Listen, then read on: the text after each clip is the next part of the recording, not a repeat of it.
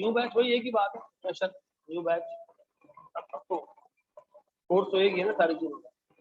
अच्छा जी sir, MFA का result है 46%, ठीक है, और 46 अभी थोड़े टाइम में आईकैप अपने स्टैट शेयर करेगा, और उसमें बहुत सारे बच्चे जो फेल हुए हैं ना वो हाई 40s में फेल हुए। मैंने बहुत सारे लोगों को देखा है जो हाई 40s में फेल, ठीक है जी। और रीजन जिससे पूछो भाई, एक चीज तो बहुत अच्छी करके आया प्रैक्टिकल साइड, प्रैक्टिकल साइड में उनके हिसाब से वो अच्छा कर गया है, क्योंकि आईकैप का ये ख्याल है कि मेजॉरिटी जो फेल हुआ है वो प्रैक्टिकल साइड की वजह से फेल हुआ, ठीक है जी। अच्छा जो दूसरी है थ्योरी, भाई एक चीज दिमाग में डाल दो अपने भाई, कुछ चीजें हैं जो सीए में आपको याद करनी है, उसका कोई शॉर्टकट नहीं है।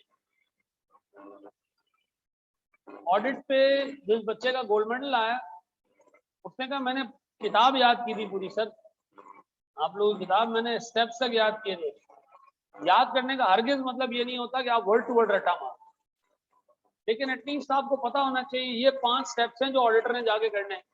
या MFA के पेपर में मिसाल के तौर पर उसने आपसे पूछा लास्ट अटेम्प्ट में कि वैल्यू चेन एनालिसिस करके दो एक कंपनी का। अब वैल्यू चेन के अंदर कितनी एक्टिविटीज प्राइमरी है, कितनी सेकेंडरी है, उसमें क्या क्या एक्टिविटीज आती हैं, ये आपको पता होना चाहिए। इधर क्या है, लोग पूरे लोग रट्टा मार के जाते हैं जी पेस्टल का, याद करके जाते हैं पेस्टल में ये 5 चीजें हैं, इसमें ये 5 चीजें हैं, ठीक है जी। उसी चैप्टर में छोटी सी हेडिंग डली कि गवर्नमेंट को आप कब इन्फ्लुएंस कर सकते हैं। देखिएगा मैं आपको आज बता दूं बेटा, बहुत थोड़ी सी थ्योरी है, ठीक है, 2-3 चैप्टर्स हैं जिसमें आपको चीजें, और थ्योरी ऐसी नहीं कि बिल्कुल खाली थ्योरी, तो कुछ आईटी की थ्योरी ऐसी है जो बहुत फजूल है, ठीक है, वो आप ना भी करके जाओ ना, रीजनेबल तक उसको रीड भी करके चले जाओ ना, बहुत। उस थ्योरी में वायरस कितने टाइप के हैं, ठीक है जी, और जो है वो कंप्यूटर सिस्टम कितने टाइप, उस पे भी 6 नंबर का सवाल आया पास। 2 ही अटेम्प्ट हुई MFA की, एक अटेम्प्ट में उसने आईटी का 6 नंबर का सवाल पूछा जी इंफॉर्मेशन सिस्टम्स कितने टाइप, प्योर रट्टे वाला सवाल। मैं आपको आज बता दूं MFA में हम प्रैक्टिस करेंगे थ्योरी पार्ट की, केस स्टडीज देखेंगे, लेकिन उन केस स्टडीज में भी जवाब लिखने के लिए आपको वो थ्योरी के पोर्शंस को याद करना है। एक एक टॉपिक हम पढ़ रहे होंगे प्रोडक्ट लाइफ साइकिल, एक प्रोडक्ट का इंट्रोडक्शन फेज होता है, इसमें सेल्स कम होती है, हम लोगों की अवेयरनेस बढ़ा रहे होते हैं, फिर आती है ग्रोथ फेज, लोग अवेयर हो जाते हैं, सेल्स बढ़ना शुरू हो जाती है, फिर आता है मैच्योरिटी फेज, लोगों को प्रोडक्ट के बारे में ठीक ठाक नॉलेज होती है, सेल्स सेटल हो चुकी होती है, मार्केट के प्लेयर्स डिफाइन हो चुके होते हैं, ठीक है जी, कि ये 4 प्लेयर ही है मार्केट के अंदर, ठीक है जी। फिर डिक्लाइन फेज आता है, प्रोडक्ट के अच्छे ऑल्टरनेटिव आना शुरू हो जाते हैं, वो प्रोडक्ट क्या हो जाती है मार्केट से। अब मुझे बताओ यार, इस सारे चारों स्टेप्स पे मार्केटिंग स्ट्रेटजीज क्या होनी चाहिए, प्राइसिंग स्ट्रेटजीज क्या होनी चाहिए, कंपनी की कॉस्ट कौन कौन सी इधर होती है, ये चीजें यार लिखी हुई याद करनी। अगर आप अपने दिमाग को ऐसा ट्रीट करते हो कि मुझे पेपर में बैठ के सारी चीजें याद आती, तो मामला ऐसे नहीं है। एग्जामिनर ने एक अटेम्प्ट में BM-BS के पेपर में उठा के पूछ दिया, या पता नहीं है BM का पेपर है फाइनल का, कि जी बताएं सारी जो चारों फेजेज हैं इसमें कंपनी की कॉस्ट किस किस एरिया पे लग रही है। इंट्रोडक्शन में मार्केटिंग पे लग रही होती है, ग्रोथ में सर प्रोडक्ट डेवलपमेंट पे लग रही होती है, प्रोडक्ट के फीचर्स हो रहे होते हैं, सर जो मेच्योरिटी फेज आता है उसके अंदर हम इकोनॉमीज ऑफ स्केल के ऊपर जाते हैं, मास प्रोडक्शन करते हैं, और जब डिक्लाइन हो रहा होता है तो सर फिर हम क्या करते हैं, मार्केटिंग मार्केटिंग सब बंद कर देते हैं, डिस्काउंट। अब ये चीजें आपको याद करनी है जी। यार बैकग्राउंड में आवाज आ रही है किसी की, तो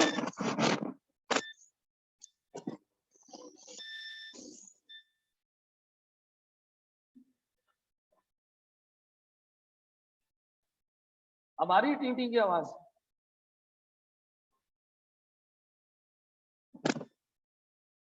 अच्छा जी, कोर्स में क्या चीज चेंज हुआ है, this is the last attempt, क्या पुराना कोर्स पढ़ रहे हो, ठीक है। नेक्स्ट अटेम्प्ट में कोर्स में 2 बड़ी चेंजेस एक्सपेक्टेड है। एक चेंज है कि जो अभी स्टैट्स का कोर्स है ना, फजूल कोर्स है स्टैट्स का, 2 चैप्टर डले हुए, और जितना किताब में लिखा है उससे 1 इंच एग्जामिनर आगे नहीं जा सकता। क्यों? उन्होंने किया ये कि पूरा स्टैट्स का कोर्स है, उसमें से कोई 2 चैप्टर बीच में से उठाए। अब वो स्टैट्स के चैप्टर पढ़ने के लिए आपको पहले की नॉलेज होनी चाहिए, तो नहीं है किसी के पास, वो किताब में भी नहीं, ठीक है। या तो बंदा बैठ के पूरा स्टैट्स पढ़े जाके क्यूटी का, और फिर आके उन 2 चैप्टर्स को देखे। हिपोथेसिस का चैप्टर है, ठीक है जी, और हिपोथेसिस में भी मीन का हिपोथेसिस नहीं है खाली, स्टैंडर्ड डिविएशन का हिपोथेसिस भी है, ठीक है जी, और रिग्रेशन का चैप्टर है। ये दो चीजें ऐसी हैं कि इसके लिए या तो आप पूरा स्टैट जाके पहले पढ़ो, और अगर नहीं पढ़ना तो फिर उस हद तक करके चले जाओ जितना किताब में लिखा है। उससे 2 अटेम्प्ट में ये इंश्योर किया कि किताब से बाहर वो ना जाए, और ये आखिरी अटेम्प्ट है जिसमें वो ये काम करेगा, क्योंकि अगली अटेम्प्ट में वो पुराने सारे स्टैट्स के चैप्टर डाल देगा कोर्स में, जिसको पढ़ के आप यहाँ तक पहुंचते। ठीक है जी, और फिर मजबूरन आपको पूरा एरिया पढ़ना पड़ेगा। दूसरा मसला वो फॉरेक्स के अंदर है। फॉरेक्स के अंदर जिस तरह के सवाल आए और जिस तरह की किताब है, दोनों में बहुत डिफरेंस है।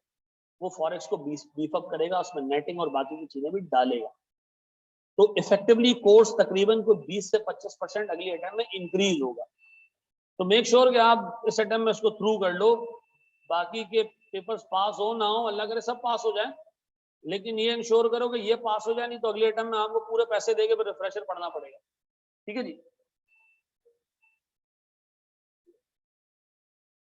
अच्छा, एक चीज और सर, जैसे इस बच्चे ने सवाल पूछा, मैं इसका जवाब जरूर देना चाहूंगा।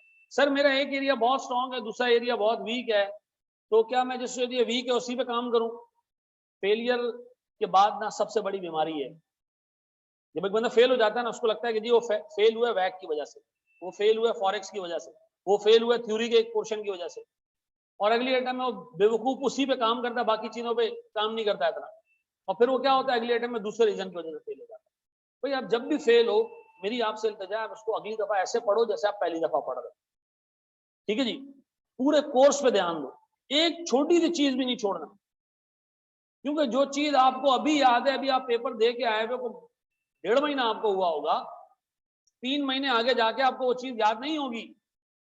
आप ऐसे ट्रीट करें जैसे कि इस पेपर को पहली दफा रीड करो, पहली दफा पढ़ने जा रहे हो, तो जाके काम बनेगा।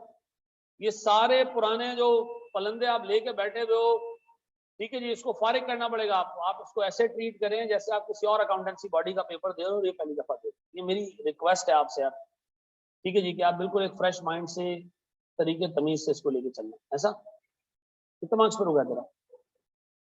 कितने लोगों का पेपर 40s में रुका है, और कितने लोगों का 40 से नीचे आया? एक बच्चे का बस। मुझे तो लग रहा है कि 30% ऐसे होंगे जिन्होंने जो फेल हुए, उनमें से 30-35%, 46 तो पास हुए ना, उसके आगे को 30 ऐसे होंगे जिनके 40s में मार्क्स हैं। हाँ, मुझे ये लग रहा है सर। सर क्या हमें क्लासेस लेने की जरूरत है अगर हमारे पुराने टॉपिक्स बहुत स्ट्रांग हैं? सिनेरियो 1, अगर आपके टॉपिक्स बहुत स्ट्रांग हैं, आपको क्लासेस लेने की कोई जरूरत नहीं। ठीक, आप घर जाके प्रैक्टिस करें, उन्हीं चीजों को पॉलिश करें। लेकिन फिर दूसरा एस्पेक्ट है कि आप लोगों की एक आदत बनी हुई है कि एक रिकॉर्डेड लेक्चर आपके पास सपोर्ट में पड़ा होता है, कुछ चीज समझ नहीं आ रही थी, आप लेक्चर खोल के बैठ जाते हैं। ठीक है जी, ऑल टुगेदर अगर आप घर पे बैठ के पढ़ रहे हैं और आपको लगता है कि जी आपने पुरानी चीजें अच्छे तरीके से कवर की हैं, पुराने तरीके से सारी चीजें कवर कर लो, दोबारा एक्स्ट्रा प्रैक्टिस कर लो। लेकिन अगर आपको लगता है कि जी आपने पुरानी चीजें जो पढ़ी हैं उसको चीजें ऊपर नीचे हैं, देन फिर आप प्रॉपर्ली क्लासेस ले लो। मेरा नहीं ख्याल है कि रिफ्रेशर की कोई लंबी चौड़ी फीस है, किसी किसी जगह से भी आप क्लासेस लेते हो, कहीं भी कोई लंबी चौड़ी फीस नहीं। ठीक है जी, आज आपसे अगर पूछा जाए कि जो पिछले अटेम्प्ट में पेपर 2 रुके हैं वो 5-5 हजार रुपए दे के पास हो जाते तो अच्छा होता, आप कहते जी एनी गिवन डे यार मैं पैसे दे के पास। तो मतलब अगर कोई फाइनेंशियल, बहुत सिवियर फाइनेंशियल इश्यूज हैं, तो आप क्लासेस ना लो, अदरवाइज आपके पास एटलीस्ट एक सपोर्ट रहनी चाहिए। ठीक है जी, ये मेरा अपना आंच है। जिसकी पहली अटेम्प्ट है वो क्लासेस नहीं ले, ये चीज सोचने के लिए भी एक अलग से ऑर्गन की जरूरत पड़ती होगी। हाँ?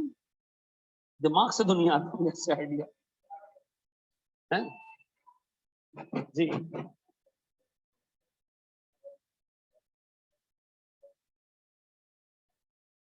वो समरी टाइप का बैच आपको आखिरी महीने में मिलेगा, तो रुक जाओ। हाँ। अच्छा जी सर, गौर से देखिएगा दोस्त, आपका मैं सिलेबस उठाऊं तो एक टॉपिक है इन्वेस्टमेंट अप्रेजल। ठीक है जी, एक टॉपिक क्या है? Investment appraisal. गौर से सुनना मेरे बच्चों, उस इन्वेस्टमेंट अप्रेजल के टॉपिक को अगर मैं उठाऊं और देखूं सिलेबस से, तो मुझे उसमें कुछ ऐसी चीज नजर आती है, रुको, ऐसी चीज नजर आती है प्यारे भाई, खोल जा प्यारा भाई,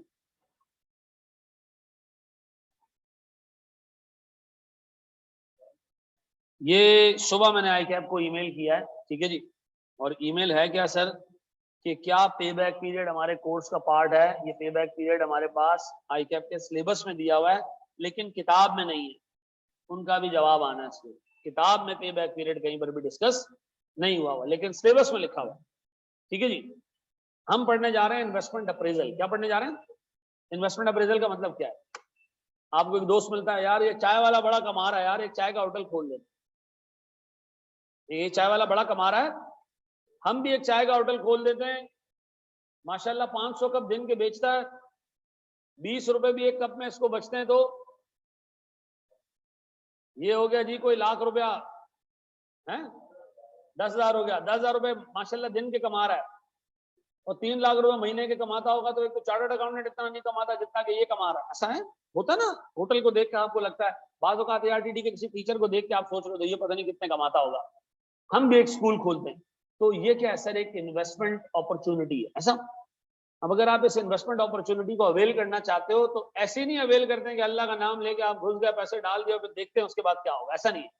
आप उसकी पहले डिटेल्ड एनालिसिस करते हो कि जी मैं अपना पैसा लेके अगर घुसूं तो मैं कुछ कमा के निकलूंगा या नहीं निकलूंगा, ठीक है जी। ये सारी प्लानिंग जो आप डे 1 पे करते हो किसी भी इन्वेस्टमेंट अपॉर्चुनिटी को अवेल करने से पहले, ये कहलाती है इन्वेस्टमेंट अप्रेजल। क्या कहलाती है? Investment appraisal. हाँ भाई, एक कॉलेज खोले या ना खोले, बैठ के आप एनालिसिस कर रहे हो, कितने स्टूडेंट्स आएंगे, कितनी इनकम आएगी, कितने एक्सपेंसेस होंगे, फैकल्टी को कितना देंगे, डेप्रिसिएशन कितना होगा, रेंट कितना होगा, एंड में हमें कितना बचेगा। ये इन्वेस्टमेंट अप्रेजल है, ठीक है जी। यार एक चाय का जो है वो होटल खोले या ना खोले, सर कितनी चाय बिकेगी, कितना पैसा बनाने पे लगेगा, मटेरियल कितने का आएगा, लेबर कितने का आएगा, रेंट कितने का देंगे, भत्ता कितने का देंगे। ये सारे एनालिसिस करने के बाद आप डिसाइड करते हो वो चाय का होटल खोलूं या ना खोलूं। तो मिसाल के तौर पर आपके दोस्तों ने कहा कि काम करते हैं, ट्रैवल कंपनी बनाते हैं सर, लोगों को लेके जाते हैं, घुमाते हैं सर, उनको नॉर्दर्न एरियाज घुमाते हैं। अभी हमारे एक दोस्त ने जो है ना वो सेटअप खोला है, ठीक है जी। उसको कागज पे बहुत प्रॉफिटेबल लगा, लेकिन जब असल में काम किया तो मतलब ठीक ठाक नुकसान हुआ उसको। अब मुझे एक चीज ये बताओ सर, ये सारी प्लानिंग जो प्रोजेक्ट से पहले हो रही है इसको हम क्या कहते हैं? Investment appraisal. Sir investment appraisal की टेक्निक्स हैं, कितने तरीकों से इन्वेस्टमेंट को अप्रेज किया जाता है, यानी इवेल्युएट किया जाता है, यानी कि जज किया जाता है। Investment appraisal. Sir investment appraisal की आपके कोर्स में कुछ टेक्निक्स हैं सर। एक टेक्निक है NPV टेक्निक, एक टेक्निक है IRR टेक्निक। मैं एक एक के ऊपर डिटेल में बात करूंगा। एक है पे बैक टेक्निक, एक चीज है accounting rate of return ARR। अब आप गौर से देखिएगा दोस्त, MFA के लिए ये 4 टेक्निक्स आपके कोर्स में डाली एग्जाम में, आई क्या मालूम, लेकिन चैप्टर उठा दिया कॉस्टिंग वाला। जो पुरानी कॉस्टिंग की किताब में चैप्टर था ना इन्वेस्टमेंट अप्रेजल का, वो उठा के किताब में डाल दिया MFA। उसमें सिर्फ ये 2 टेक्निक्स डिस्कस हुई हुई है, ये डिस्कस नहीं हुई हुई। लेकिन सर इसको सिलेबस में ICAP के एग्जामिनर ने डाला हुआ है सर। तो सर मैं आपके सिलेबस को भी देखूंगा, आपकी किताब को भी देखूंगा, और विच एवर इज हायर वाली पॉलिसी पे चलूंगा, ठीक है जी। कि जिसमें जो ज्यादा आ रहे हैं वो हम पढ़ लेंगे, ताकि ये ना हो कि जी ये सिलेबस में तो आपने नहीं पढ़ाया या ये किताब में तो आपने कवर नहीं किया, तो मैं कवर कराऊंगा पूरे के पूरे इस तरह की चीजों को, ठीक है। हम कवर करने जा रहे हैं सर, सबसे पहली हेडिंग अपने पास डाल लो पे बैक पीरियड। क्या डाल रहे हो अपने पास?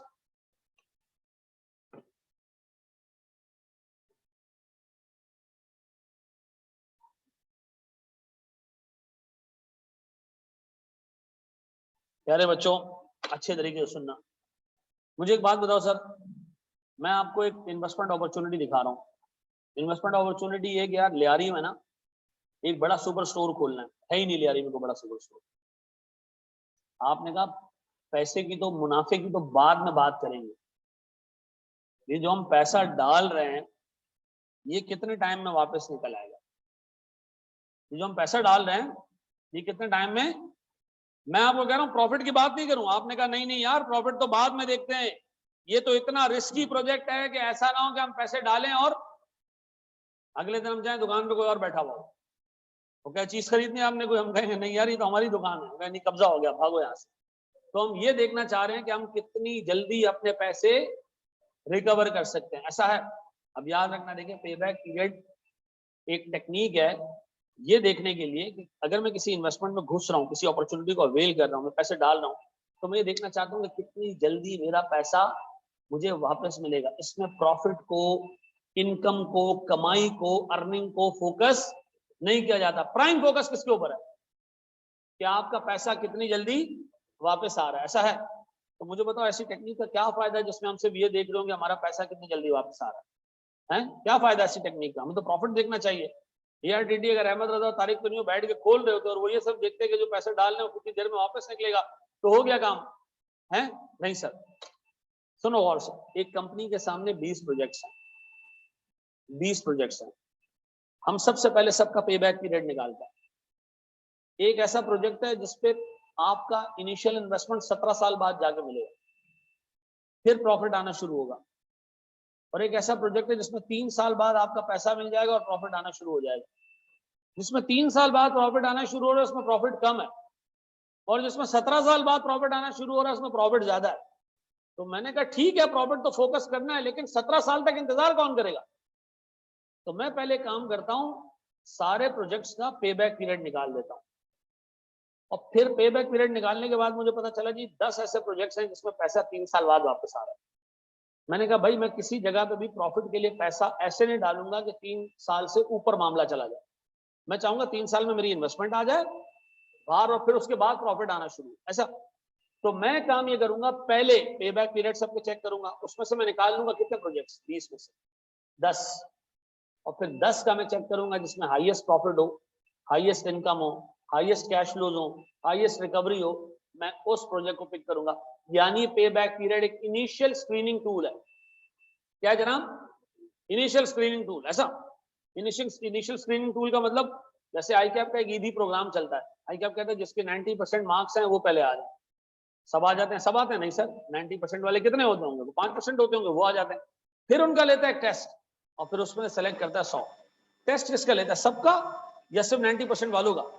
तो सर अगर मेरे सामने 1 लाख प्रोजेक्ट है तो सबको मैं बैठ के डिटेल में स्टडी करूं? नहीं, मुझे क्या करना है, उसमें से पहले वो प्रोजेक्ट्स निकालने हैं जिसमें पे बैक पीरियड क्या है, कम है। और फिर मैं क्या करूंगा, उसमें देखूंगा कि कौन सा प्रोजेक्ट मुझे सबसे ज्यादा फायदा दे रहा है, ऐसा।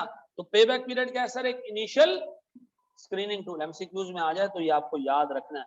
पे बैक पीरियड की बेसिस पे हम डिसीजन नहीं लेते हैं सच, हम पे बैक पीरियड की बेसिस पे क्या करते हैं सर, शॉर्टलिस्ट कर देते हैं प्रोजेक्ट्स, ऐसा। अब बताएं जी, छोटा सा एग्जांपल आपको दे रहा हूं सर। मुझे एक बात बताएं, एक प्रोजेक्ट है जिसके लिए मुझे इनिशियल आउटले करना है। ये क्या होता है इनिशियल आउटले? जो इनिशियल पैसा हम डालते हैं उसमें हम बड़ा एसेट खरीद लेते हैं, कोई बिल्डिंग खरीद ली, इस तरह की चीजें। इनिशियल आउटले सर 4 लाख का। एक प्रोजेक्ट है सर, हम लियारी में खोल रहे हैं सुपर स्टोर, 4 लाख रुपए डे 1 पे खर्च करने हैं। इंशाअल्लाह ताला पहले साल के एंड पे हमें 1 लाख रुपए मिलेगा और ये लगातार 1 लाख रुपए मिलता रहेगा, कॉन्स्टेंटली मिलता रहेगा। क्या होगा? तो मुझे एक बात बताओ सर, मेरा पे बैक पीरियड कितने साल है? 4 साल। इसका मतलब है सर अगर मेरे पास कांस्टेंट कैश फ्लोज हो, कांस्टेंट कैश फ्लोज हो तो पे बैक निकालना बहुत आसान है। Initial outlay divided by annual inflows. Initial outlay कितना है जी? 4 लाख। एनुअल इनफ्लो कितना है? 1 लाख। तो बताओ हमारा इनिशियल कैपिटल कितने सालों में वापस आ जाएगा? 4 सालों में हमारा इनिशियल कैपिटल वापस आ जाएगा। इसके बाद आगे के सालों में जो प्रॉफिट मिलता रहेगा वो हम देखेंगे, लेकिन हमारा पे बैक पीरियड कितना है जनाब? 4 साल। ये कौन से कैश फ्लोज हैं? कौन से कैश फ्लोज हैं? Uniform cash flows, constant cash flows, ऐसा। अब सुनना जरा, लिखिएगा नहीं कोई भी, लिखिएगा नहीं, टाइम दूंगा मैं लिखने का, रुक जाओ। अब मैं आपको एक छोटा सवाल दे रहा हूं सर, और सुनना। एक प्रोजेक्ट में शुरू कर रहा हूं जिसके लिए मुझे डे 1 पे 5 लाख रुपए की कॉस्ट इंकर करनी है, ठीक है सर। पहले साल मुझे रिसीव होंगे 2 लाख टाइम 1 पे, ठीक है जी। कितने? 2 लाख।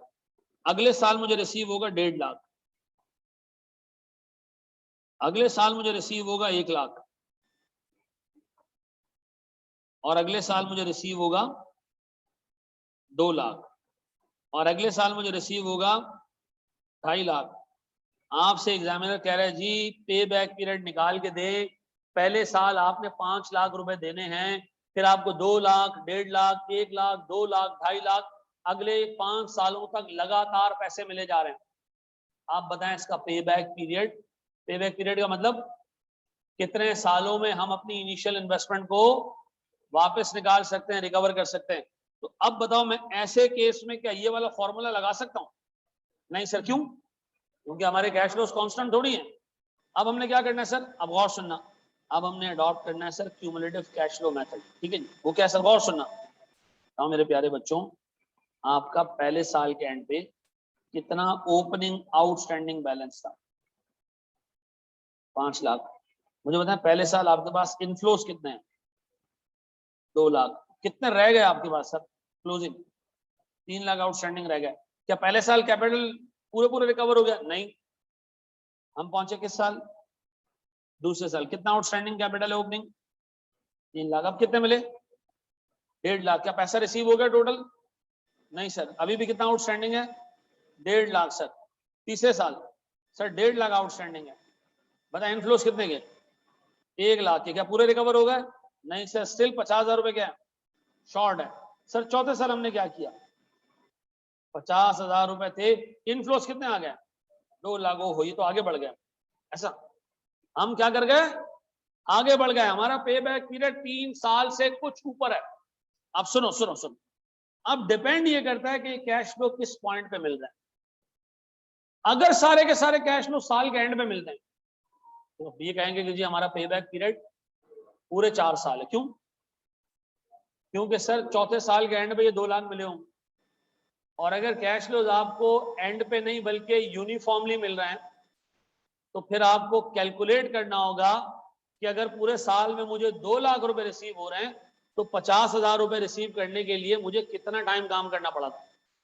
अब अगर मैं आपसे पूछूं चौथे साल कितने पैसे आउटस्टैंडिंग है, चौथे साल में पैसे मिल कितने रहे, तो बताओ कितने परसेंट ऑफ अ ईयर, एक साल का कितने परसेंट हिस्सा हमने यूटिलाइज किया होगा? कितना? 25% हिस्सा। कितना? 25% हिस्सा। एक साल में कितने महीने होते हैं? 12 महीने होते हैं। 25% ऑफ द ईयर में कितना टाइम लगेगा? तो क्या मैं कह सकता हूं कि अगर कैश फ्लोज यूनिफॉर्मली रिसीव हो रहे हैं, यूनिफॉर्मली रिसीव हो रहे हैं, ठीक है जी, तो हमारा पे बैक पीरियड है 3 इयर्स एंड 3 मंथ्स। ऐसा। और सर अगर हमारा cash flow at year end receive हो रहा है तो फिर हमारा पे बैक पीरियड कितना है?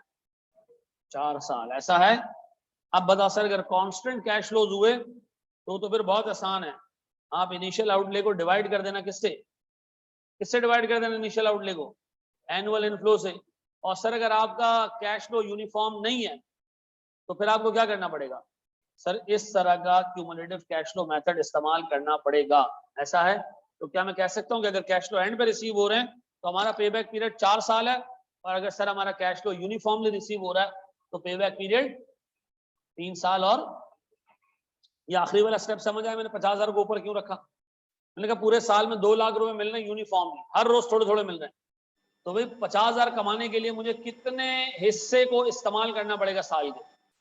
सर पूरे साल में अगर 2 लाख और मुझे 50,000 कमाने हैं तो इसका मतलब है 25% of year. Sir you have to utilize 25% of the year, तो जाके आपको 50,000 रुपए मिलेंगे पक्का। और 25% ईयर का कितना होता है सर? अगर साल में 12 महीने, 3 मंथ्स, तो सर इसका मतलब है 3 साल और 3 महीने में हमें हमारा कैपिटल पक्का। अब ये आप कॉपी कर सकते हो।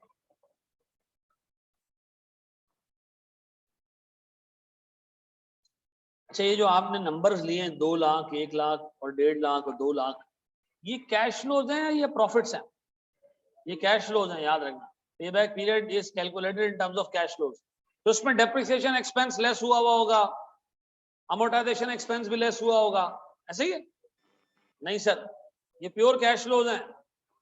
कितना कैश आया फिजिकल, कितना कैश गया, ये वो है। कोई डेप्रिसिएशन वगैरह लेस। चलो मेरे बच्चों,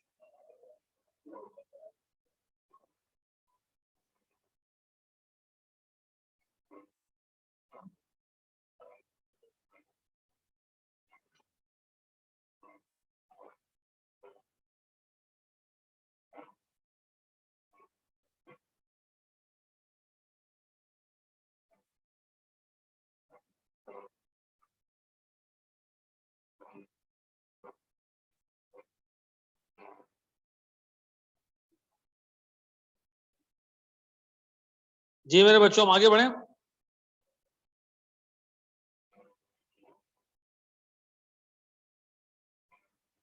70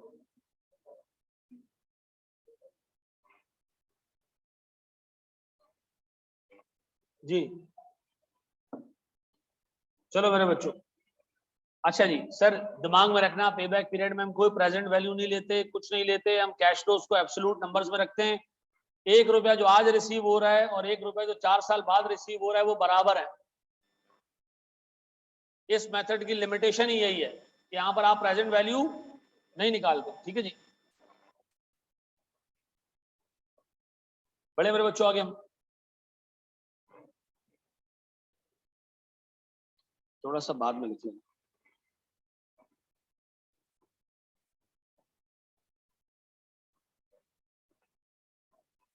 एक आसान सवाल और फिर इसके बाद एक मुश्किल सवाल। ठीक है, बहुत ही आसान सवाल, शाबाश। अच्छा, जरा सा सवाल को अटेम्प्ट करने से पहले एक छोटी चीज सुनो, सुनो जरा गौर से, सुनो मेरी बात सुनो सर। एक ना प्रोजेक्ट हम खोल रहे हैं। प्रोजेक्ट ये है कि हमने ये दुराजी पे ना गोले बेचने, ठीक है जी, जो भी है वो बेचने, हमने क्या कहते हैं उसको, गोला गंडा बेचना है सर। हमने सुनना जरा दोस्तों, तो गोला गंडा बेचना है हमने एक मशीन बनवाई, ठेला बनवाया, उस पर लग गया 5 लाख रुपए, और 5 लाख रुपए का खर्चा हुआ, काम शुरू हो गया। अब पहले दिन हम ठेला लेके खड़े हैं, क्या करें भाई, इसके अंदर फुक्के मार के वो गोले बनाए? नहीं सर, क्या करना पड़ेगा, तो मटेरियल लेना पड़ेगा।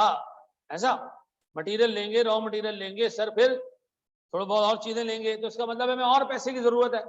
मशीन तो ले ली, लेकिन और भी पैसा चाहिए, और अब ये पैसा किसके लिए चाहिए, वर्किंग कैपिटल के लिए चाहिए। किसके लिए? अच्छा, आप अभी दिमाग में ये रखिएगा कि वर्किंग कैपिटल का मतलब क्या है, थोड़ा बहुत रॉ मटेरियल, ऐसा। और इसके बाद जब हम गोले बेचेंगे, हमारे पैसे फंसेंगे किसमें, रिसीवेबल्स में। किसमें? आप गोले बेचोगे, पैसे नहीं देगा, बंदा कहेगा कल दूंगा, परसों दूंगा, तो पैसा भी फंस गया ना आपका।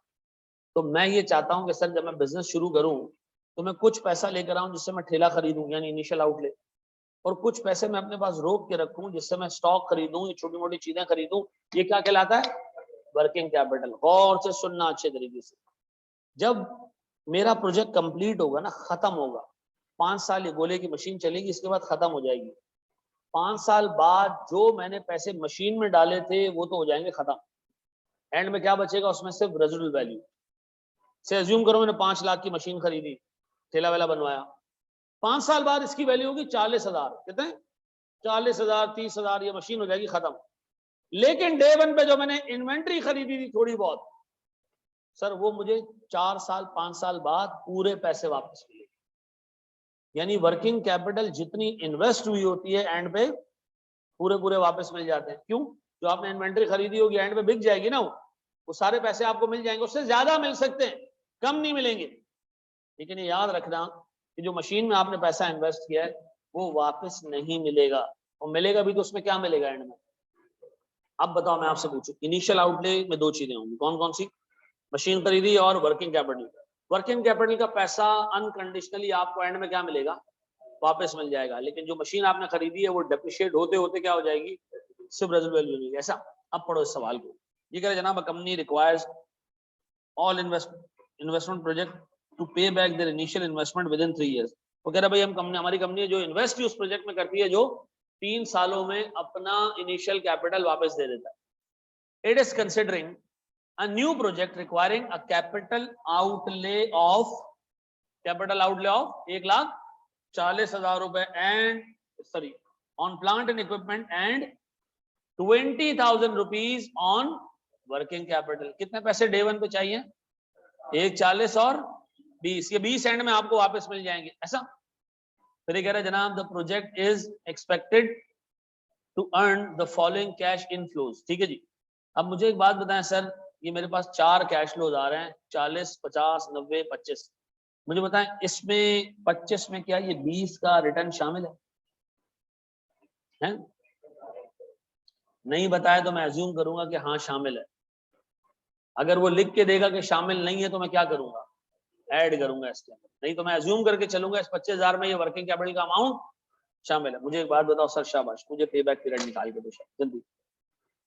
ओपनिंग बैलेंस, आउटस्टैंडिंग, इनफ्लोज और क्लोजिंग बैलेंस मेरे प्यारे बच्चों बोर्ड पे देखिए, पहला साल कितने रुपए का आउटस्टैंडिंग अमाउंट है? 1,60,000। पहले साल का इनफ्लो 40, तो कितना रहेगा आउटस्टैंडिंग? तो जब पहला साल खत्म हुआ तो हमारे 40 हाथ में आ गए थे, फिर 1, 20, 50 आ गया सर हाथ में, तो कितना रह गया? 70 रह गया। फिर जी तीसरे साल जब 70 हाथ में मतलब आउटस्टैंडिंग थे तो 90 आ गया सर। अब मैं अज्यूम करें ये यूनिफॉर्मली आए, क्या है? यूनिफॉर्मली, तो इसका मतलब आखिरी साल आपको 70 चाहिए थे और पूरे साल में आपको 90 मिले हैं, तो कितने फीसद साल का आपको ये प्रोजेक्ट चलाना था? पेबैक के लिए कितना कितना रही? 77.78, ऐसा? इसका मतलब है सर 2 साल पूरे और तीसरे साल के 12 महीनों में से 77.78 मंथ्स कितने? 9 अच्छा, आप ऐसे भी कर सकते हो कि 2 साल एंड 9.33 मंथ्स। और अगर एक बंदा कह रहा है नहीं मुझे तो और डिटेल में बात करना है, तो फिर आप एक महीने में कितने दिन होते? तो फिर आप 30 को मल्टीप्लाई कर दें सर किससे? ये 0.33 से। तो आप कह सकते हो कि 2 साल 9 महीने और, लेकिन इतना डिटेल में पेपर में जाने की जरूरत नहीं है, आप ऐसे भी कर सकते रहे कि 2 years and 9 months, बहुत है ऐसा ऐसा है।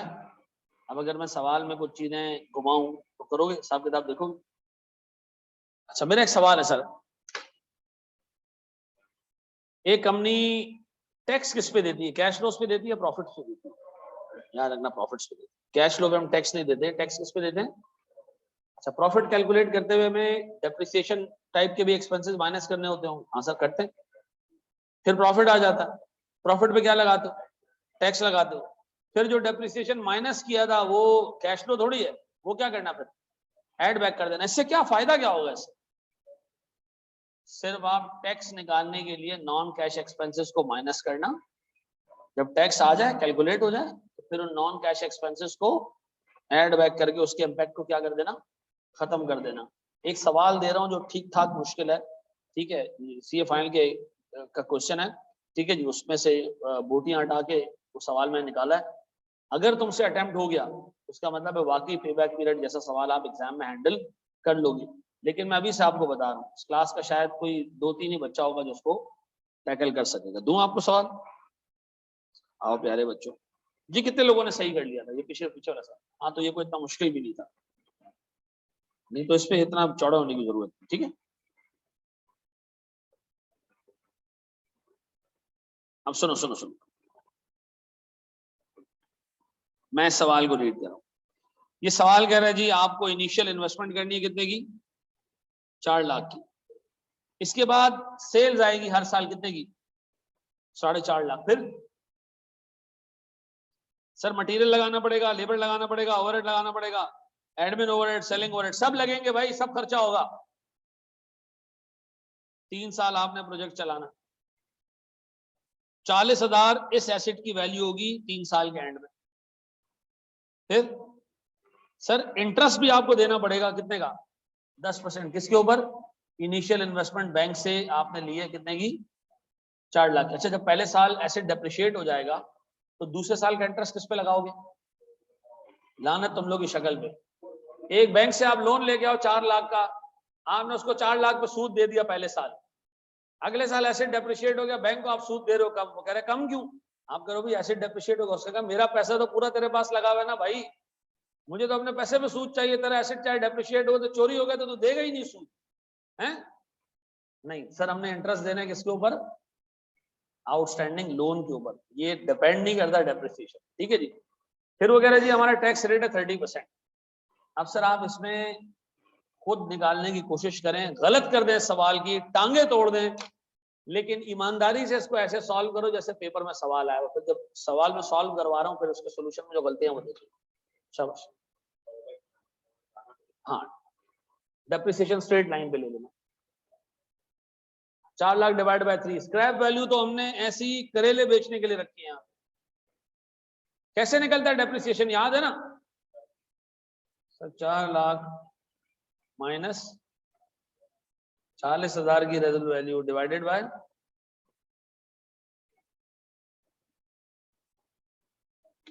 चलो शाबाश। इस सवाल में तमाम लोग गलतियां करेंगे। रिसीव हुई है, लास्ट डे पे रिसीव हुई है, उसको टोटल कैश फ्लोज में डाल के यूनिफॉर्मली में नहीं ले जाना। हाँ? यानी जो तुम्हारे पास आखिरी साल में रेजल वैल्यू रिसीव हो रही है ना, वो चौथे साल के एंड पे रिसीव होगी, उसको यूनिफॉर्म कैश फ्लोज में मत डालना। तो आखिरी साल जो कैश फ्लोज आ रहे होंगे उसमें 40,000 को अलग रखना। आओ मैं इसको एक्सप्लेन कर रहा हूं कि मैं क्या कह रहा हूं, वो देख लो। जो मैं कहना चाह रहा हूं वो देख लो कि मैं क्या कहना चाह रहा हूं। यहाँ देखो, सबसे पहले बोर्ड पे देखो बोर्ड पे देखो, बोर्ड पे देखो। सर हमारे कितने साल है? 3 साल ना, 0, 1, 2 और 3। मुझे पता है मेरे पास इनिशियल आउटले कितने का है। पहले इनिशियल आउटले छोड़ो, पहले प्रॉफिट कैलकुलेट करो। सेल्स कितने की है? 4.5 लाख यूनिफॉर्मली हर साल, no increase. Yes sir, no increase. अब एक काम करो, सारी की सारी कॉस्ट को ना ऐड कर लो, एक साथ ही ले लो इसको। कितना आ रहा है जी? 70, 80, 66, 20 और 10 कितने? 246। सर मेरे पास कॉस्ट आ गई अदर देन डेप्रिसिएशन 246।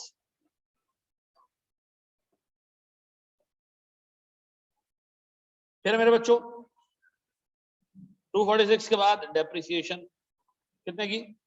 1,20,000 की। अनकंडीशनली सर ये आती रहेगी 3 सालों तक। और इसके बाद सूद इंटरेस्ट कितना? अभी थोड़े टाइम बाद ना हम एक चैप्टर पढ़ रहे होंगे इसी में, एक एरिया पढ़ रहे होंगे एनपीवी, और वहां मैं आपको मना करूंगा कि इंटरेस्ट के कैश फ्लोज मत लेना, लेकिन पे बैक पीरियड में इंटरेस्ट के भी कैश फ्लोज आपने लेने, ठीक है जी। वहां रीजन बताऊंगा क्यों नहीं लेने। नेट प्रॉफिट कितना जी? इस 44 पे टैक्स बनेगा कितना? सर ये है प्रॉफिट बिफोर टैक्स, ऐसा याद रखना है। कैश फ्लो नहीं है, ये है प्रॉफिट बिफोर टैक्स। अब इस पे क्या लगेगा जी? टैक्स लगेगा कितना? 30%, 13,200 रुपए। 13,200 थ्रू आउट। वो चेंज होगा। स्क्रैप वैल्यू क्या इनकम है? कोई नहीं, स्क्रैप वैल्यू कोई इनकम होती है? खुदा के बंदों, किस जगह से अकाउंटिंग पढ़ के बैठे? जब आपने एसेट लिया 4 लाख का, एंड में आप उसको बेच रहे हो 40 में, तो नेट लॉस आपका कितना है? 3,60,000 है। वही तो डेप्रिसिएशन के तौर पे क्लेम किया। कहीं ऐसा तो नहीं करते हो कि एसेट खरीदा तो एक्सपेंस, क्यों? पैसा गया है, और बेचा एंड में तो इनकम, क्योंकि पैसा आया है। ये वाली थ्योरी पे तो कोई नहीं चल रहा ना। या अल्लाह तेरा शुक्र है। अब बताइए इसके बाद सर इसको नेट करूंगा, मेरे पास आ जाएगा प्रॉफिट आफ्टर टैक्स। वो मैं नहीं निकालना चाह रहा, मुझे चाहिए नहीं, मुझे सिर्फ टैक्स चाहिए था ना। अच्छा अब सुनो, क्या ये सेल्स कैश फ्लो है या इनकम है? दोनों है, कैश फ्लो भी है, इनकम भी है। क्या ये कॉस्ट कैश फ्लो है या इनकम है? तो एक्सपेंस है। तो दोनों है, कैश फ्लो भी एक्सपेंस भी है। सर ये डेप्रिसिएशन कैश फ्लो है या एक्सपेंस है? तो एक्सपेंस है, कैश फ्लो नहीं है। ये 40,000 का इंटरेस्ट कैश फ्लो है या एक्सपेंस है? सर दोनों है, जेब से इंटरेस्ट भी जा रहा है और सर एक्सपेंस भी है। एक ही चीज इसमें ऐसी है जो कैश फ्लो नहीं है, वो क्या है? वो डेप्रिसिएशन है। उस डेप्रिसिएशन को ऐड बैक कर दूं। अब एक बच्चा कह रहा है क्या मतलब फजूल काम लगाया हुआ, पहले लेस क्यों कह रहे जब ऐड बैक करना ही है? लेस इसलिए कह रहा कि हम डेप्रिसिएशन, लेस इसलिए कह रहे थे हम प्रॉफिट निकाल सके। अब जरूरत पूरी हो गई, टैक्स आ गया, अब मैं ऐड बैक कर रहा हूँ किसको? 1,20, 1,20 और 1,20। ऐसा इसका मतलब पता है इफेक्टिवली क्या हुआ? ये लाइनें एक दूसरे को कैंसिल कर रहे हैं, ऐसा। अब बताओ एसेट से रिलेटेड कितने कैश फ्लोज डल चुके हैं हम पर? एसेट से रिलेटेड कितने कैश फ्लो डल चुके हैं? एक भी नहीं डाला अभी। क्यों? जो 1,20 माइनस किए थे वो ऐड बैक करके उसका इम्पैक्ट खत्म कर दिया। अब मैं इधर डाल रहा हूं सर इनिशियल आउटले कितने का? 4 लाख का, और एंड पे 40,000 का इनफ्लो भी, ऐसा। अब बताओ जेन्युइन कैश फ्लो आपकी जेब से क्या निकला है, 4 लाख निकले, और जेन्युइनली 40,000 क्या हुए, वापस आए। तो ये ऊपर आपने एसेट के नाम पे 1 20 माइनस क्यों किया था, इसलिए कि सर मैं प्रॉफिट निकाल लूं और प्रॉफिट के बाद में टैक्स निकाल लूं। जब जरूरत पूरी हुई तो हमने उसको क्या किया। अब एक बात बताओ, अगर मैं डेप्रिसिएशन ऐड बैक नहीं करता, आपको नहीं लगता कि डबल काउंटिंग हो जाती। 4 लाख रुपए इनिशियल आउटले में भी ले रहे हो और 1 20 का डेप्रिसिएशन भी माइनस कर रहे हो, तो डबल काउंटिंग नहीं होती, होती ना, होती कि नहीं होती। अब एक बात होता है, जब कैश फ्लो स्टेटमेंट बना रहे होते हो तो डेप्रिसिएशन को ऐड बैक क्यों करते हो, नॉन कैश की वजह से नहीं, क्योंकि मैं इन्वेस्टिंग एक्टिविटीज में एसेट को खरीदने का पूरा आउटफ्लो दिखा रहा होता हूं, और फिर उसी आउटफ्लो का एक कंपोनेंट क्या है, डेप्रिसिएशन है, वो अलग माइनस कर रहा हूं, तो डबल काउंटिंग हो रही है। तो मैं डेप्रिसिएशन को क्या करता हूं, ऐड बैक करता हूं। इधर मैंने डेप्रिसिएशन ऐड बैक इसलिए किया, मैंने कहा भाई मैं एसेट के कैश फ्लो की जगह नहीं बचती है, तो ऊपर जो माइनस किया था उसको क्या करना है आपने, ऐड बैक करना है, ऐसा है। माइनस किया क्यों था जब आपको ऐड बैक करना है, सर सिर्फ एक ऑब्जेक्टिव था कि हम क्या निकाल सके, प्रॉफिट निकाल सके और टैक्स निकाल सके, ऐसा। अब बताओ सर, अगर मैं आपसे पूछूं मेरे नेट कैश फ्लोज क्या बन रहे हैं, आप कहोगे जी 4 लाख डे 1 पे देने, फिर ये क्या आ रहा है, 150 यहां आ रहे हैं, फिर 1,50,800, सही कह रहे लड़का, 1,50,800 इधर भी आ रहे हैं, और इधर 1,50,800 और साथ 40,000 अलग से आ रहा है, ऐसा। ये 1,50,800 यूनिफॉर्म है, और ये जो आखिर का 40,000 है ये एंड पे रिसीव होगा, ऐसा। अब बताओ मेरे प्यारे बच्चों, अगर मैं आपसे कहूं कि मुझे पेबैक पीरियड चाहिए, तो सर मेरे पास ईयर ओपनिंग, कैश फ्लोज और क्लोजिंग। पहला साल सर ओपनिंग कितना जी, 4 लाख, कितना पैसा इसमें से आ गया, 1,50,800, कितना रह गया 249,200, सही कह रहे लड़का।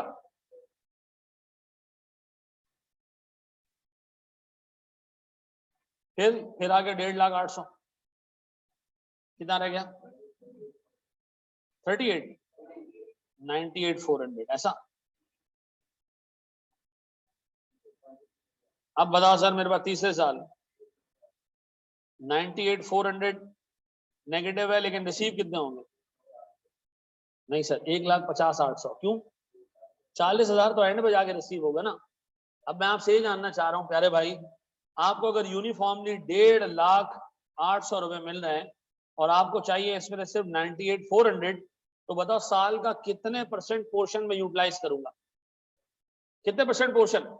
अगर आप सर इसके अंदर एक गलत काम करते कि इसके अंदर आप 40,000 ऐड कर देते, तो ऐसे फील होता कि वो भी यूनिफॉर्मली मिल रहा है, वो यूनिफॉर्मली नहीं मिल रहा, वो कब मिलेगा, चौथे साल के एंड पे जाके, तीसरे साल के एंड में जाके, यार एक ही बात है, बार बार चौथे मुंह में आ रहा है, तीसरे साल के एंड में आएगा। तो मुझे बताओ सर मेरे पास तीसरे साल के एंड में रिसीव होगा ना वो, तो सर मुझे तो तीसरे साल के दौरान जो कैश फ्लो मिल रहे हैं वो कितने, 1,50,800, ये यूनिफॉर्मली मिलेंगे, और जो 40,000 है वो आखिरी साल के एंड पे सर, वो बीच में नहीं मिलेगा, वो यूनिफॉर्मली नहीं मिलेगा। ऐसा नहीं है कि साल शुरू हुआ आखिरी तो हमने जो है वो मशीन का एक पुर्जा बेच दिया, फिर रोज रोज मशीन के हम नट बोल्ट बेच रहे हैं, आखिर में मशीन का जो है ना वो एक डंडा बचा हुआ था हमने निकाल के बेच दिया, ऐसा नहीं होगा। ठीक है जी, मशीन सारी की सारी कब बिकेगी आखिर।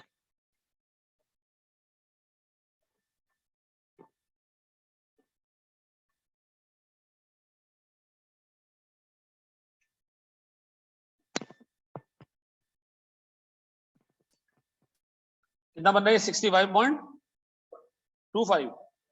अच्छा अब सर बोर्ड में देखिएगा, मैं कह रहा हूं 2 years एंड 12 महीने से अगर मैं मल्टीप्लाई करूं 65.25 को, कितना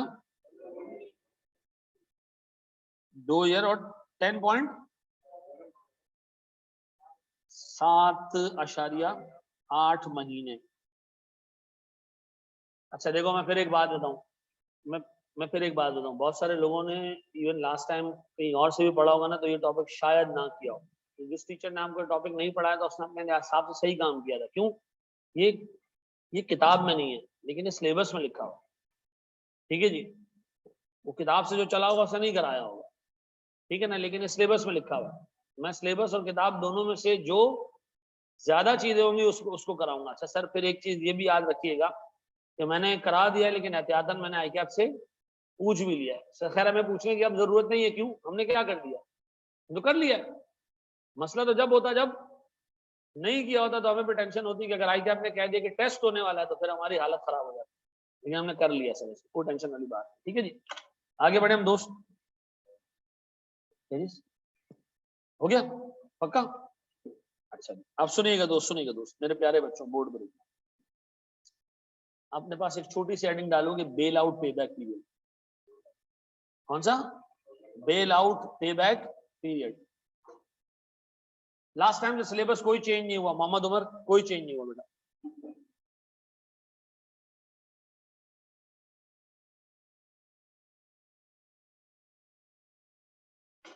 अच्छा, क्या इसको कांस्टेंट कैश फ्लो से ले सकते थे? हाँ, क्योंकि हर साल 1,08,00,000 रुपए तो वैसे ही मिल रहे हैं। आप डायरेक्ट भी कर सकते थे, 4 लाख डिवाइडेड बाय, याद आता, कोई टेंशन नहीं। लेकिन पेपर में बैठ के एक ऐसी चीज सोचना कि आखिरी जो रिजल्ट वैल्यू है तो एंड पे जाके रिसीव होगा, ये थोड़ा सा मुश्किल काम है, इसमें लोग फंसते हैं। ठीक है जी, अच्छा जी, अब आए जी आगे बढ़े दोस्त, प्यारे बच्चों, बोर्ड पे देखिएगा। बेल आउट पे बैक पीरियड क्या है? मैं छोटी सी एग्जांपल दूंगा, फिर उसके ऊपर सवाल दो कराने। पहला सवाल एक रीजनेबल होगा, दूसरा सवाल मुश्किल होगा। प्यारे बच्चों, बोर्ड पे बोर्ड पे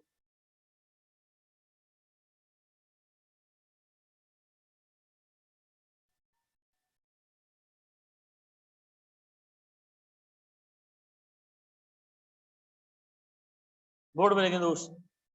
सर एक बात बताएं, मैंने ना एक ठेला खरीदा, या मैं खरीदूंगा, और मैं ये दोराजी पे क्या बेचूंगा, इस पे गोला गंडा बेचूंगा। सर ये मैं खरीदूंगा 5 लाख का। कितने का? 5 लाख का। गौर सुनना, ये मैंने 5 लाख का खरीदना है। अच्छा, जिससे खरीद रहा हूं ये वो बंदा है, इसका नाम है, हाँ सेब, क्या नाम रखें इसका? इसका नाम रखते हैं विंजार। ये हमारा बच्चा विंजार, इसका ये चलाता है सर। ठीक है जी, ठेले बनाता है सर ये, और लोग इससे आके खरीदते हैं। और ये है बेग, ये हमारा बच्चा बेग सर। बेग ये ठेला खरीदने आए, किससे? विंजार से। बेग ने कहा विंजार भाई ये ठेला है कितने का? विंजार भाई ने कहा ये 5 लाख रुपए का ठेला। ठीक है जी, बेग ने कहा अगर मैं इसको पहले साल के एंड पे ला के आपको बेच दूं, 1 साल ही चलाऊं, और फिर 1 साल बाद में आके कहूं कि मुझे नहीं बनाने बोले, और ये मशीन में बेचना चाहूं, तो कितने की खरीदोगे? विंजार ने कहा 1 साल बाद अगर तू वापस आएगा ना, तो हम ये तुमसे लेंगे 3 लाख में। कितने में? 3 लाख में। कब? पहले साल के एंड में। फिर सवाल पूछा बेग ने, अगर मैं ये 2 साल बाद थक हार के ले आऊंगा, मुझे 2 साल बाद ये बेचना है, इसने कहा जी फिर हम आपसे खरीदेंगे ये 2 लाख। ठीक है जी, फिर बेग ने कहा कि अगर मैं ये 3 साल बाद लेके आऊं, तो मिजान ने कहा भाई हर साल 1-1 लाख कम होता जाएगा, भाग जाए से, दिमाग नहीं चाट। ठीक है, अब और सुनो, इसको ये बता दिया गया कि हर साल स्क्रैप वैल्यू क्या होती जाएगी? 1-1 लाख कम होती जाएगी, क्योंकि आप इसको इस्तेमाल कर रहे हो, इस्तेमाल करोगे तो एसेट पुराना होता जाएगा, स्क्रैप वैल्यू कम होती जाएगी। अब ये बात ध्यान में रख के गया और सोच रहे कि जी मैं ये प्रोजेक्ट स्टार्ट करूं या ना करूं। गौर सुनना, इसको ये बताया गया कि अगर तुम इस प्रोजेक्ट को स्टार्ट करो, तो पहले साल जो तुम्हारी आउटस्टैंडिंग अमाउंट है कितने की? 5 लाख की, तुम्हें इनफ्लो मिलेगा 1 लाख का। कितने का? 1 लाख का इनफ्लो मिलेगा, या से इनफ्लो मिलेगा 1.5 लाख का। कितने का? 1.5 लाख का। पैसे रिकवर हो जाएंगे? नहीं, कितने रह जाएंगे? कितने रह जाएंगे? साढ़े, इसने कहा भाई 3.5 रह जाएंगे। व्हाट इफ के मैं जाकर डायरेक्ट एसेट बेच दूं? इसका मतलब अगर मैं पहले साल पूरा बिजनेस ही बंद कर दूं, 3 टपाड़ सारे बेच के आ जाऊं, तब भी मैं 50 रुपए 50,000 रुपए किसमें हूँ, लॉस में हूँ, तो मुझे दूसरे साल बिजनेस चलाना पड़ेगा। इसमें और पुराने वाले केस में क्या फर्क है? उसमें हम अज्यूम कर रहे थे कि बिजनेस चलता रहेगा, यहां हम अज्यूम कर रहे हैं कि सर बस हर साल के एंड में कोशिश करो कि बेचो और भागो, देखो कितने साल में रिसीव होगा। सर तो पहले साल के एंड पे 3.5 लाख बचते हैं, लेकिन मैं अगर एसेट बेचने जाऊं 3 लाख का बिकेगा तो पहले साल पे बैक पीरियड नहीं आ रहा। ऐसा व्हाट इफ के दूसरे साल हम इसको चलाएं सर हमें 1.5 लाख रुपए मैं अज्यूम कर रहा हूं और मिल जाएंगे। ये कितने, सॉरी 3.5, ऐसा आप कितने रह गए? और क्या मैं दूसरे साल के एंड में बिजनेस बेच के निकल सकता हूँ? हाँ सर आराम से 2 लाख रुपए चाहिए, एसेट भी 2 लाख का बिक जाएगा, जिंदगी सुकून में। ये जो पे बैक पीरियड आपने निकाला है ना, आपने इसमें अज्यूम किया है कि जहां मेरे पैसे पूरे होंगे, यानी मैं बिजनेस बंद करके भी चला जाऊंगा, मुझे आसरा नहीं है।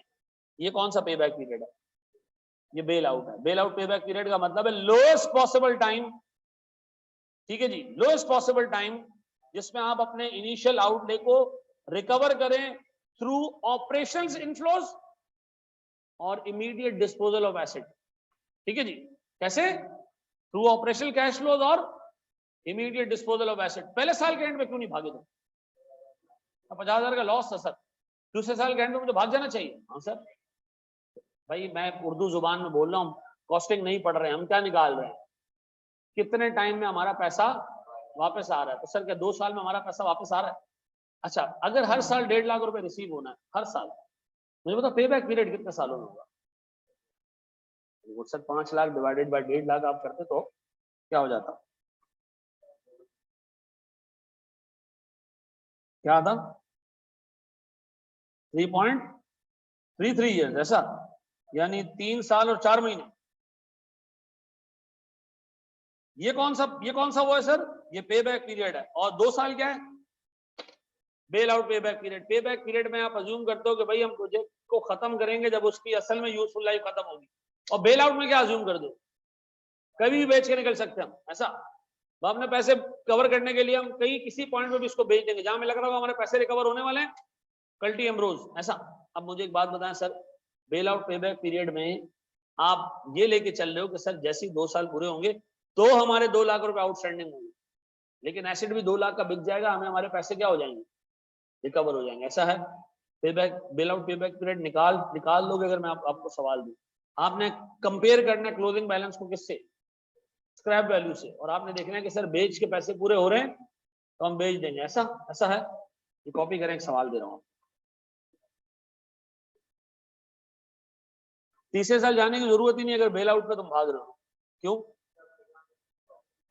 हाँ तो फिर इसका मतलब है पे बैक पीरियड नहीं कैलकुलेट करो ना, फिर आप कैलकुलेट करो प्रॉफिट कहां मैक्सिमाइज होगा।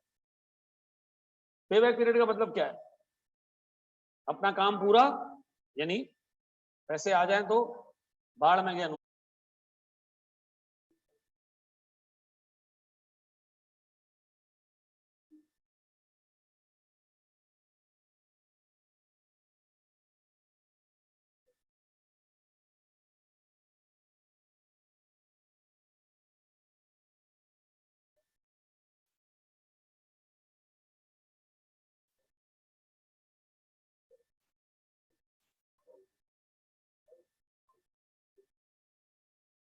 यार प्यारे भाई छोड़ दे उसको यार।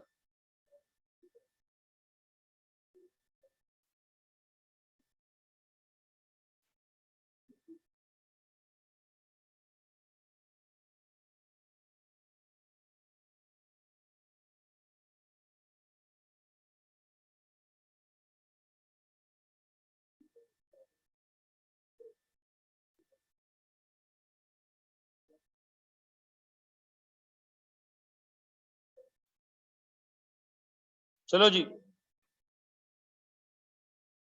तो शाबाश। हाँ बीएफडी के कोर्स के बराबर ये तुम्हारा। और से देखना मेरे प्यारे भाई, प्लीज बोर्ड पे देखना। ईयर 1 ओपनिंग आउटस्टैंडिंग कितना जी? 2 मिलियन। मैं इसके बाद वाला जो सवाल दे रहा हूँ ना, मैं उसमें इंटरेस्टेड हूँ, ये आसान है। इनफ्लोस कितना भैया? 4 लाख, ऐसा। गौर से सुनना दोस्त, गौर सुनना। फिर उसके बाद, क्या है सर? मैं इसको चेंज कर रहा हूं सर, बोर्ड पे देखो, और मुझे चैलेंज करो कि मैं कहां गलत हूं। ठीक है जी, मैं कह रहा हूं जी इनिशियल आउटले कितना, 2 मिलियन। मैं कह रहा हूं जी अगर मैं एसेट को डिस्पोज कर दूं पहले साल के किसी भी पॉइंट में तो मुझे कितने पैसे मिलेंगे, 14 लाख। ऐसा अगर मैं पूरे साल एसेट को चलाऊं तो मुझे इनफ्लोज मिलेंगे कितने के। मैंने पहला कॉलम बनाया कि इसका डिस्पोजल का, आंखें खोल के देखना है इसको। मैं कह रहा हूं जनाब अगर मैं इस एसेट को खरीदने के बाद किसी भी पॉइंट पे पहले साल के एंड पे, पहले साल में किसी भी पॉइंट पे बेचूं, कम से कम कितने पैसे मिलेंगे। अच्छा अगर मैं एक एसेट खरीदूं अगले दिन बेच दूं तो 14 लाख कम से कम मिलेंगे, इससे ज्यादा भी मिल सकते हैं लेकिन 14 लाख। सर अगर पूरे साल के एंड पे जाके बेचूं तब भी कितने मिलेंगे, 14 लाख। सर 4 लाख रुपए का मेरा इनफ्लो है, पैसे पूरे हो रहे हैं, नहीं हो रहे तो मैं एसेट को बेचूंगा नहीं, चलाऊंगा। पहले साल के एंड पे कितने क्लोजिंग आउटस्टैंडिंग रह गए, 16 लाख। हमने कहा नहीं बेच रहे एसेट, भाड़ में गया, आगे अगले साल बढ़ो। अगले साल हम बढ़े कितना जी, 16 लाख। अब बताओ हमारी डिस्पोजल वैल्यू कितनी है, 12 लाख। 12 लाख ना, हाँ सर 12 लाख। फिर इनफ्लोज, अब सुनो सुनो सुनो जरा सा लॉजिकली सुनना समझना। मैं कह रहा हूं जी मेरे 16 लाख रुपए आउटस्टैंडिंग है, किसी भी पॉइंट पे एसेट को बेचूं कितने मिलेंगे, 12 लाख। तो 12 लाख तो मिल जाएंगे, बाकी कितने रह जाएंगे। उसको रिकवर करने के लिए क्या मुझे पूरे साल काम करना है या साल के थोड़े हिस्से काम करना है, पूरे साल काम करना है। ऐसा तो इसका मतलब है मैं पूरे साल काम करना है तो 2 सालों के एंड पे आप एसेट भी बेच देना, 4 लाख रुपए भी रिकवर कर लेना, आपके पास क्या बच जाएगा, जीरो जीरो जीरो। 12 लाख का एसेट बेच रहे हो, 4 लाख का इनफ्लो है तो कितने हो गए टोटल। ऐसा है, पहले साल ही काम क्यों नहीं किया। हमने दिमाग बनाया हुआ था कि पहले साल में किसी भी पॉइंट पे एसेट को बेचेंगे 14 लाख मिलेंगे, बस 6 लाख का इनफ्लो मिल जाए तो हम बेच दें। 6 लाख का इनफ्लो नहीं मिल रहा, कितना मिल रहा है, तो हमें इस एसेट को सेकंड ईयर भी जाके चलाना है। अब सेकंड ईयर में मैं किसी भी पॉइंट पे इस एसेट को बेचूं कितने मिलेंगे, 12 लाख मिलेंगे। मैंने कहा 12 लाख मिलेंगे तो उसका मतलब 16 में से 12 तो एसेट बेच के रिकवर हो जाएंगे, बाकी कितने रह गए। तो सर 4 रह गए, और 4 कमाने के लिए मुझे पूरा साल वेट करना पड़ेगा। क्यों, क्योंकि जो इनफ्लोज हैं ऑपरेशनल ये यूनिफॉर्मली मिल रहे होते हैं, तो इसका मतलब है मुझे सर पूरे दूसरे साल रुकना पड़ेगा, दूसरे साल के एंड पे जाके मुझे एसेट बेचना है। ऐसा है। अब मुझे एक बात बताओ, व्हाट इफ के ये 4 लाख की जगह 5 लाख होता, अब फिर हम ये कहते हैं जी कि 16 लाख में से 12 तो बेच के किसी भी टाइम आ जाएंगे, बाकी कितने रह जाएंगे, 4। उस 4 को रिकवर करना है, जबकि पूरे साल में कितने मिलने, 5। तो इसका मतलब है आपको 4/5 80% ऑफ द ईयर संभालना है काम को। ऐसा, ये बात समझ आ रही। बेल आउट पे बैक पीरियड आया ना तो एग्जामिनर ऊपर वाले केसेस नहीं पूछेगा, वो पूछेगा ही ऐसा केस कि जिसके अंदर आपको क्या हो रहा हो, दरमियान में पैसे रिकवर हो रहे। तो याद रखना आपने पहले कॉलम कौन सा बनाना है, डिस्पोजल का, यानी किसी भी पॉइंट पे आप इस एसेट को बेचो तो आपको कितने पैसे मिलेंगे, और फिर आप इनफ्लो से बाकी के अमाउंट को रिकवर करने की कोशिश करना। ऐसा सवाल दूं एक, ये कॉपी कर लो, शाबाश, ये कॉपी करो जल्दी जल्दी जल्दी जल्दी, शाबाश शाबाश शाबाश मेरे बच्चे। समझ, हमारी क्लास हर रोज हुआ करेगी 2 घंटे की इसी टाइम, ठीक है, हफ्ते के 6 दिन, ठीक है। जुम्मे के दिन जो है वो 2:30 बजे से क्लास होगी आफ्टर नमाज, ठीक है, लेकिन बाकी के 6 दिन इसी वक्त क्लास होगी। संडे आप अपने घर पे अपने घर वालों के साथ बैठ के एमएफए की प्रैक्टिस करना, ठीक है जी। संडे जी बता रहा हूँ, मानो बता रहा हूँ बेटा, 2 मिनट।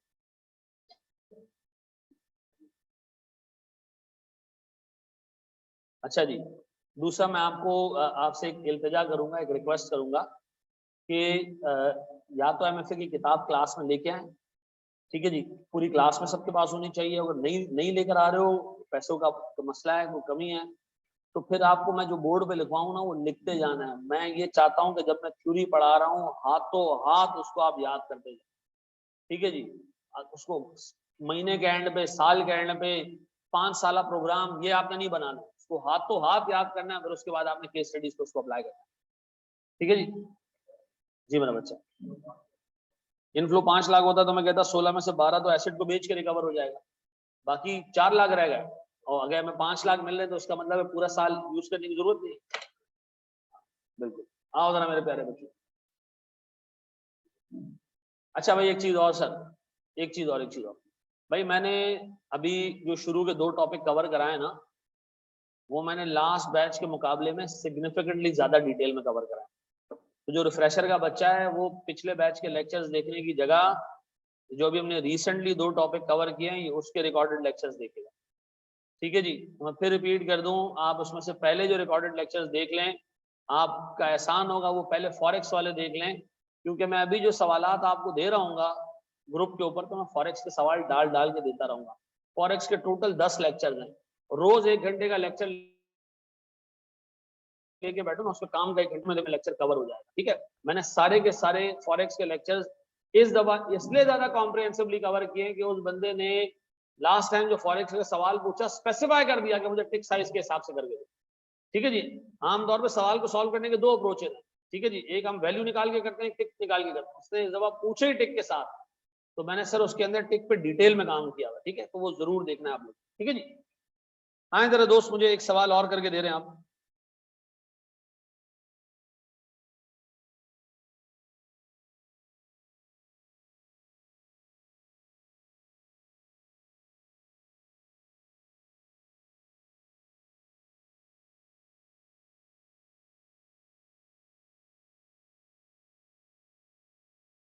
सर शुरू हो जाए।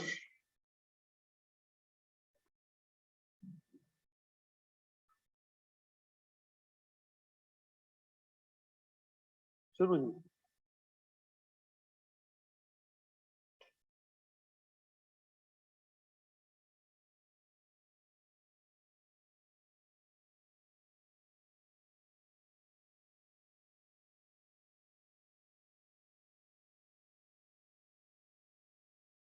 क्लियर हुए उनके लिए एडवाइस ये कि अपनी मेहनत जारी रखो जब तक कि क्वालिफाई नहीं हो जाए।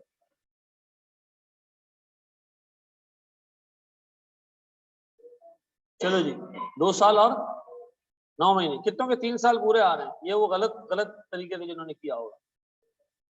2 साल और 9 मंथ्स।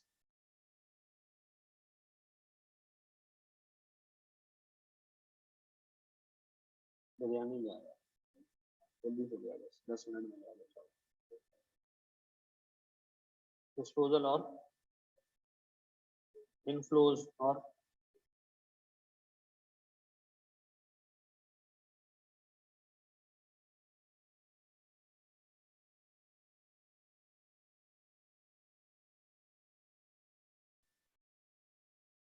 इनफ्लोज और क्लोजिंग। क्या देख लो, आराम करो सर। आउटस्टैंडिंग 3 मिलियन, अगर मैं पहले साल के एंड पे इसको भेज दूं तो 16 लाख रुपए मिले, और 14 लाख रुपए रिकवर करने, लेकिन इनफ्लोज कितने आ रहे हैं? 8 लाख। सर तो नहीं हम बेच रहे हैं, इसका मतलब है हमें 22 लाख रुपए का डेफिसिट लेके घुसना पड़ेगा सेकंड ईयर में, ऐसा? प्यारे बच्चों, 22 लाख को अगर हम रिकवर करने जाएं, 16 लाख में से 2 लाख का डिक्लाइन आ जाएगा। अच्छा, कितने का? 4 लाख का कितना रह जाएगा? 12 लाख। और इनफ्लो नहीं सर, इससे भी काम नहीं बनेगा। तो सर आप एक काम करें, बगैर बेचे एसेट को आगे निकल जाए। कितने? 14 लाख। अब बताएं सर, थर्ड ईयर में 14 लाख का आउटफ्लो है सर। नहीं, डिस्पोजल पे 8 लाख, और इधर भी। इसका मतलब है सर मैं एसेट को किसी भी पॉइंट पे बेचूं तो 8 लाख का बिक जाएगा। तो इसका मतलब है सर मुझे पूरे साल में सर 6 लाख रुपए जहां रिकवर हो मैं एसेट बेच दूंगा। तो 6 लाख रुपए रिकवर करने के लिए आपको कितने टाइम इस एसेट को चलाना पड़ेगा? 75%। इसका मतलब है सर 2 साल एंड 9 मंथ्स पे आप एसेट को बेच देना। कितने का बिकेगा? 8 लाख कम से कम, इससे ज्यादा भी हो सकता है। ठीक है जी, ऐसा है। कर लोगे मेरे बच्चों? पेबैक पीरियड फारिग खत्म क्यों? कितने बजे तक हमारी क्लास? अच्छा जल्दी है। अच्छा जी, अब सुना जरा दोस्त, मैं ग्रुप पे इसके 2 क्वेश्चन अभी अपलोड करूंगा, मेरी FR2 की क्लास हो जाए उसके बाद अल्लाह के वास्ते उन 2 क्वेश्चंस को रिलीजियसली देख लें, ठीक है? पक्का वादा? आप मुझे एक चीज की एश्योरेंस दो, मैं आपको मतलब अश्योरेंस नहीं दे सकता, लेकिन इतना आपको बता सकता हूं कि अनलेस कि आपको माँ की बदवा हो और आपका पेपर ना निकले, आप मुझे ये एश्योरेंस दो कि जो सवाल मैं ग्रुप पे डालता जाऊंगा हर ऑल्टरनेटिव डे, हर दिन आप वो करते जाओगे, जमा करते जाओगे, मैं उस पर नंबर डालता जाऊंगा 1 2 3, वैसे मैं शुरू में दे चुका हूं लेकिन मैं उसको इग्नोर कर रहा हूं, मैं नंबर डालता जाऊंगा। वो जो 60-70 सवाल में डालू ना, वो 60-70 सवाल पूरे कोर्स का निचोड़ हो, इंक्लूडिंग थ्योरी पार्ट, ठीक है जी? मेरी इल्तिजा ये है कि यार एटलीस्ट उन सवालों पे खुद से एफर्ट डालना।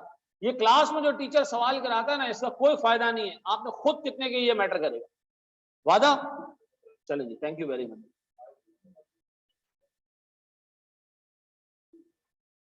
सैल्वेज वैल्यू कांस्टेंट कैसे हो सकती है यार? किसी भी पॉइंट पे आपको मिल जाएगी ना ये तो। बहुत शुक्रिया शादिर।